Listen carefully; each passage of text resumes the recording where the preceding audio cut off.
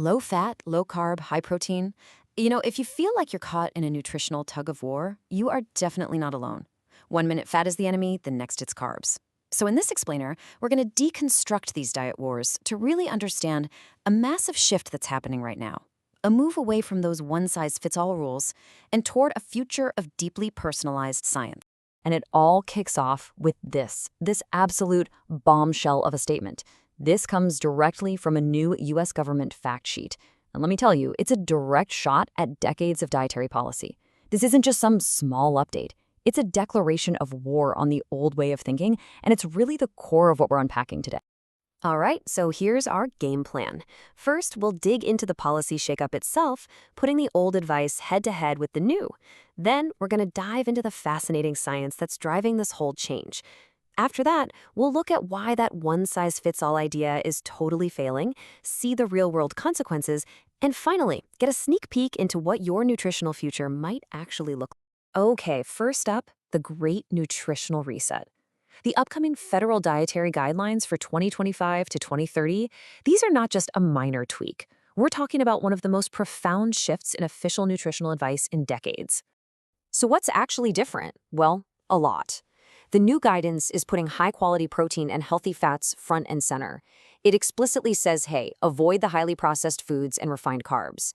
And in a huge reversal, it's officially ending the decades-long war on fat. From whole foods, things like avocados and nuts.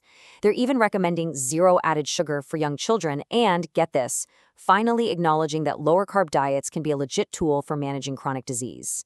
This isn't just an update. It feels more like a revolution. To really get just how big of a deal this is, let's put the old advice right next to the new stuff. The contrast it's really night and day.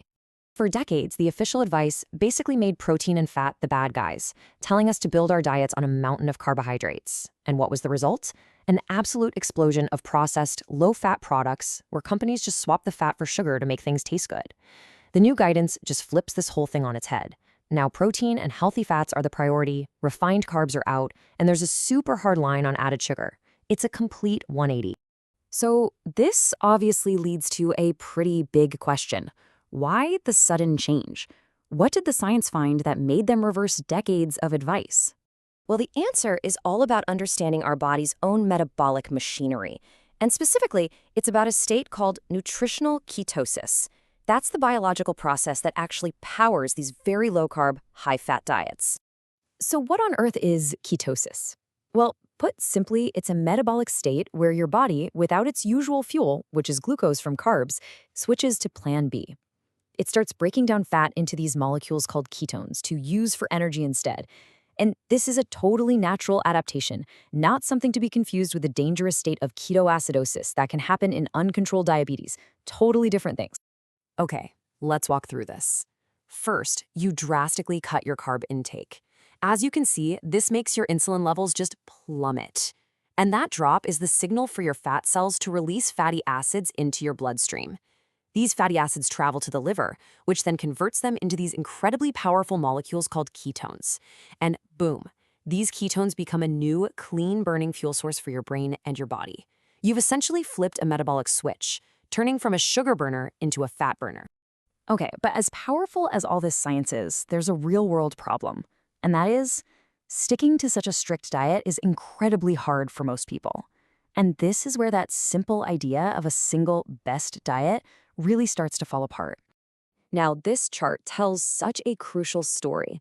Look at that first bar. After 1 year, about 2/3 of people are still sticking with it. Not bad. But now look at the bar for year 3. It just plummets to 38%. Why? Because let's be honest, the restrictive nature, the social events, the constant planning, it's just really, really tough to keep up long term.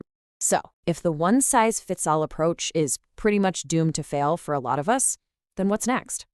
Well, the answer isn't another diet fad. It's a move towards something completely different, deep personalization. And that all starts with this really cool concept, your biological age.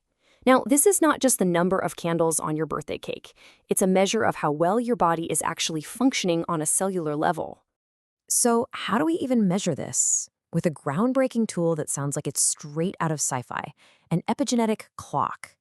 These clocks analyze these little chemical marks on your DNA to estimate your true biological age. But here's the incredible part. Your biological age isn't set in stone, it's flexible. We can now literally see at a molecular level how your diet is either hitting the accelerator or the brake pedal on your personal aging process. How cool is that? And if that wasn't mind-blowing enough for you, the science gets even deeper. The next frontier is something researchers are calling nutrition dark matter.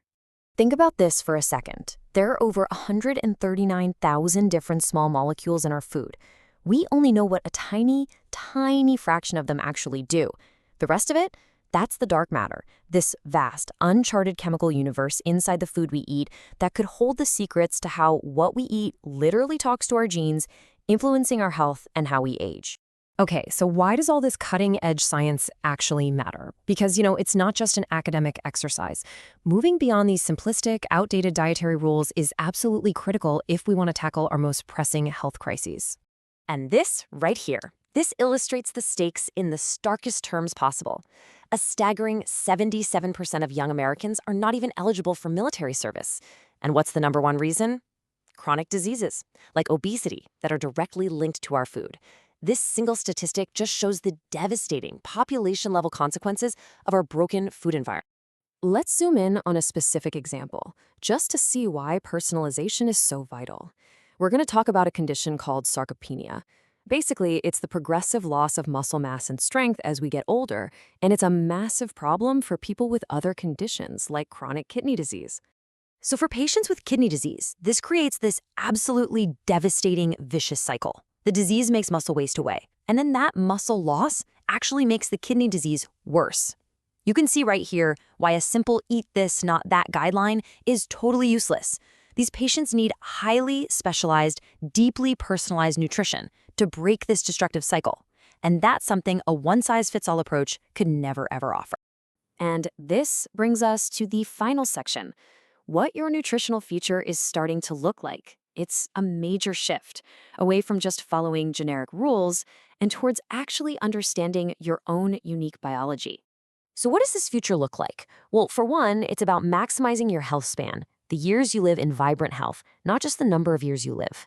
We're talking about a future of precision nutrition, tailored to your unique genetics, your gut microbiome, and, your biological age. It's about using AI to decode all this complex data and completely reframing food, seeing it not just as fuel, but as a complex set of instructions that's constantly communicating with your body. The goal isn't the impossible search for the one perfect diet anymore. It's the exciting journey to find the perfect diet for you. This whole revolution in nutrition, it's already happening. It asks us to move beyond just following the crowd and instead to start a much more personal conversation with our own bodies. So the final question is, as science begins to translate that unique biological language for you, are you ready to listen?